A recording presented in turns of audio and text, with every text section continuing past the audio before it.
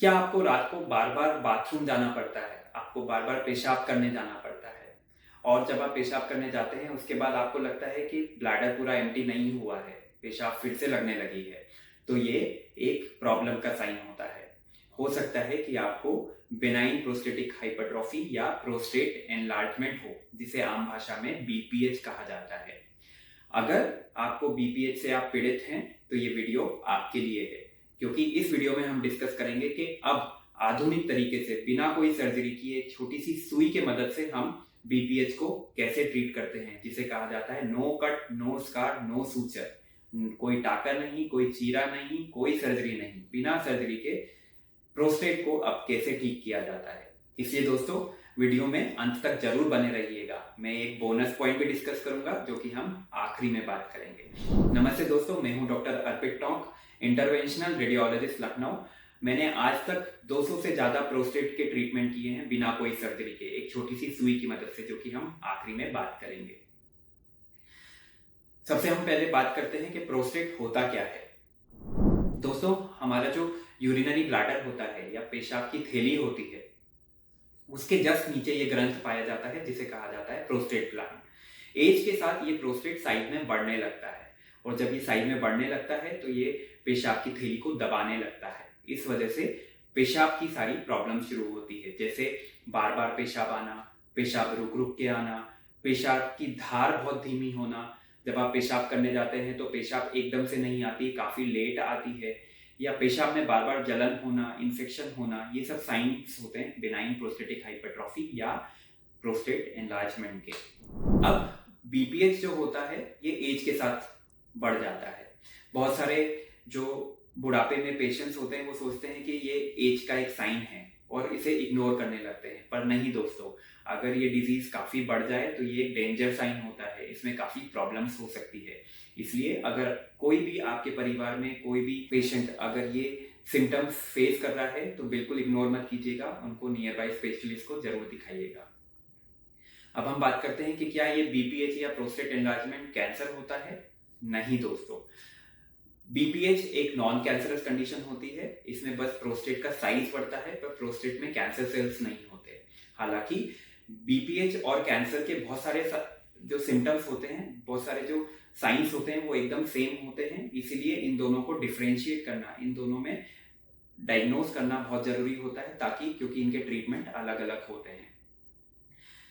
अब दोस्तों, मैं सबसे इंपॉर्टेंट पॉइंट, एक बोनस पॉइंट पे आऊंगा, जो कि कहा जाता है कि अब बिना कोई सर्जरी के एक आधुनिक तरीके से प्रोस्टेट को कैसे ट्रीट किया जाता है, बीपीएच को कैसे ट्रीट किया जाता है।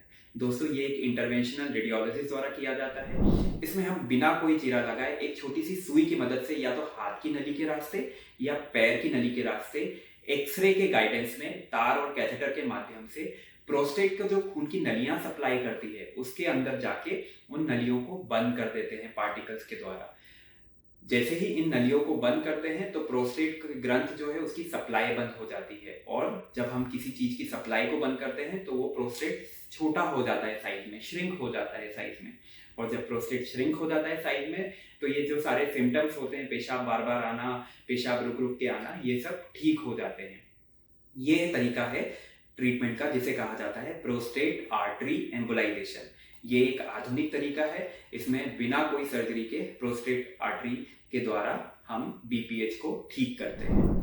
अब दोस्तों, मैं बात करता हूं कि प्रोस्टेट आर्टरी एम्बोलाइजेशन और सर्जरी, जिसे टीयूआरपी कहा जाता है, मैक्सिमम केसेस में आपको पता होगा कि प्रोस्टेट बीपीएच का ट्रीटमेंट टीयूआरपी के द्वारा किया जाता है। इन दोनों में डिफरेंसेस क्या है, prostate artery embolisation versus TURP? तो दोस्तों, प्रोस्टेट आर्टरी एम्बोलाइजेशन एक नॉन सर्जिकल मेथड है, बिना कोई सर्जरी के ट्रीटमेंट है, इसलिए इसमें कोई एनेस्थीसिया नहीं दिया जाता। और अगर हम बात करें टीयूआरपी की, तो टीयूआरपी में पूरा सुलाया जाता है पेशेंट को, जनरल एनेस्थीसिया दिया जाता है। बहुत सारे पेशेंट्स जो अडल्ट होते हैं, जो बुढ़ापे में होते हैं, उनकी बहुत सारी ऐसी कंडीशंस होती है, कभी हार्ट की कंडीशंस होती है, जिस वजह से एनेस्थीसिया काफी रिस्की हो जाता है। इसीलिए अगर ऐसी कोई कंडीशन है तो prostate artery embolisation treatment of choice हो जाता है ऐसे केसेस में। दूसरा, सिंस प्रोस्टेट आर्टरी एम्बोलाइजेशन में कोई सर्जरी नहीं किया जाता, कोई चीरा नहीं लगा जाता, कोई काटापीटी नहीं की जाती, इसीलिए रिकवरी काफी फास्ट होती है। हम मॉर्निंग में प्रोसीजर करके शाम तक पेशेंट को डिस्चार्ज भी कर सकते हैं और अगले दिन से ही पेशेंट अपना रूटीन काम शुरू कर सकता है। पर अगर हम बात करें TURP की, तो TURP में ये एक बड़ी सर्जरी होती है, पेशेंट को काफी टाइम तक हॉस्पिटल में रहना पड़ता है आफ्टर सर्जरी और रिकवरी स्लो होती है। अगर हम बात करें प्रोस्टेट आर्टरी एम्बोलाइजेशन की, सिंस इसमें कोई चीरा नहीं लगाते, कोई काटापीटी नहीं करते, इसमें कोई ब्लड लॉस नहीं होता। अगर हम बात करें TURP की, तो TURP में खून का बहाव होता है, ब्लड लॉस होता है। Fourth point, prostate artery embolisation में रिस्क और कॉम्प्लिकेशंस रेट बिल्कुल ना के बराबर होते हैं। अगर TURP की बात करें तो उसमें कॉम्प्लिकेशंस और रिस्क ज्यादा हो सकते हैं as compare to prostate artery embolisation.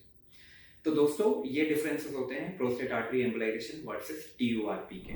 Prostate artery embolisation एक आधुनिक तरीका है, सेफ तरीका है, बिना सर्जरी का तरीका है और ये देश विदेश में काफी सक्सेसफुली किया जा रहा है। अब हम बात कर लेते हैं प्रोस्टेट आर्टरी एम्बोलाइजेशन के ट्रीटमेंट में कितना खर्चा आता है। दोस्तों प्रोस्टेट आर्टरी एम्बोलाइजेशन सिंस हम मॉर्निंग में एडमिट करके शाम तक पेशेंट को डिस्चार्ज कर देते हैं, इसलिए हॉस्पिटल स्टे का खर्चा कम हो जाता है। ये एक डे केयर प्रोसीजर होता है। अगर हम बात करें TURP की, तो TURP में सर्जरी के बाद 2 से 3 दिन एटलीस्ट हॉस्पिटल में स्टे करना पड़ता है और इसलिए खर्चा बढ़ जाता है।